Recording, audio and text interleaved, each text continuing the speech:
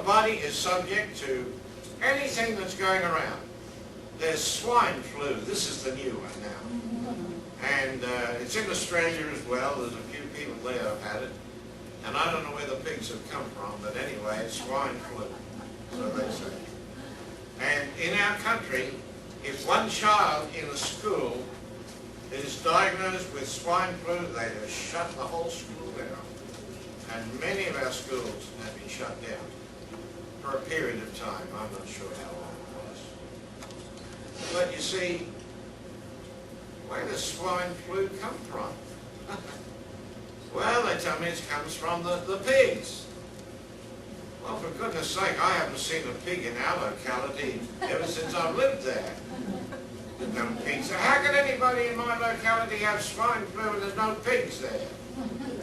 Well, they get it anyway. So, here's the thing now.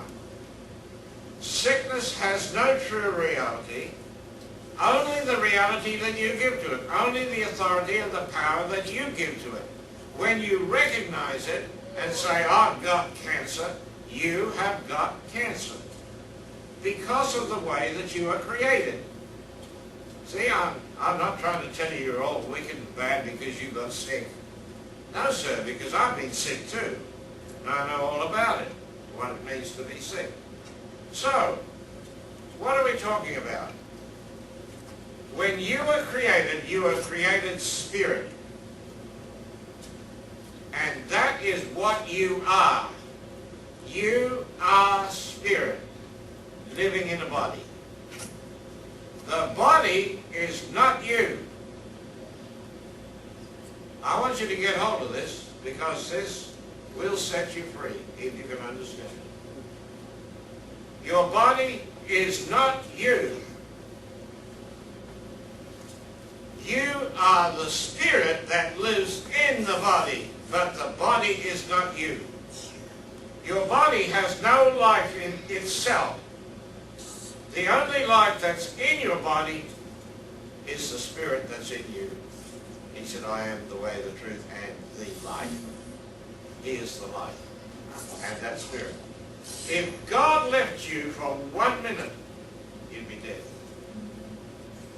Because it would mean your life was gone. What happens when a person passes from this world into the next? Well, the spirit leaves the body. And what happens? The person's dead. That's all. Nothing else. You don't have to take anything else out of the body. No, no. Just the spirit leaving the body, and the body's dead. So that proves that's the only life that we have. The body is not you. Now listen carefully. By telling you that your body is not you, this helps you to know here's your doorway out of your problem. Why? Because the only part of you that can be sick is not the spirit, which is Christ. He cannot be sick. So what's left? It's your body. That's the only part of you that can be sick. Now, if you believe that your body is you, which is what most people believe, and look in the mirror, this is me. No, no, this is not me. You can't see me. I'm on the inside. Look at that. And you see, that was what Jesus, it was said about him. In John 1:14 it says, like in chapter 1, verse 1 of John, it says, in the beginning was the Word. The Word was with God. The Word was God. The same was in the beginning with God. That was Christ Jesus. What was he? Pure spirit. But in verse 14 of chapter 1 of John's Gospel, what does he say? It says there, and the Word was made flesh. Then we lost him. We didn't know who he was then. We knew who he was in John 1 verse 1. But in John 1:14, we've lost it, we don't know where to. Who is he now? Who is this man? Don't know him. He's a man. He's got a head, body, 2 arms and 2 legs, just like me. Well, he must be a man. But then he started to do things like he could walk on the water.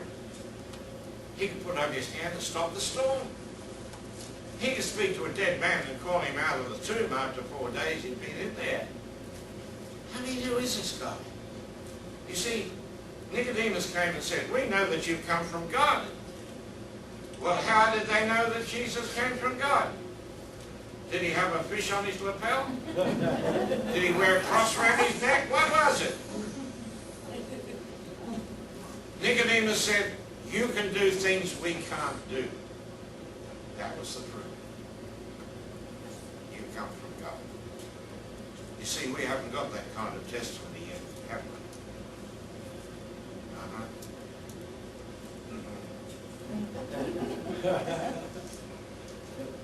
We haven't got that kind of testimony. What can you do that the people out there in the world cannot do? Is there anything? Because until you can do something they can't do, they're not even interested in what you've got to tell them. Because that's just a mortal human being talking to another mortal human being. You see? And I'm not saying that you have to walk around, you know, raising the dead and doing this and doing that. But there's got to be some things. For instance, a Christian gets cancer. And the doctor tells him, you know, you've got cancer, so they go and tell everybody, I've got cancer. Pray for me, I've got cancer. Well, if you've got cancer, you can't do anything about it. Why not? Because you have the cancer. That's if your body is you. You are hearing this? So if you've got asthma, you say to everybody, I've got asthma, or whatever it is, it doesn't matter, you can just put your own name in there. Well then, you can't do anything about that. Why? Because you've got it. Because you believe the body is you.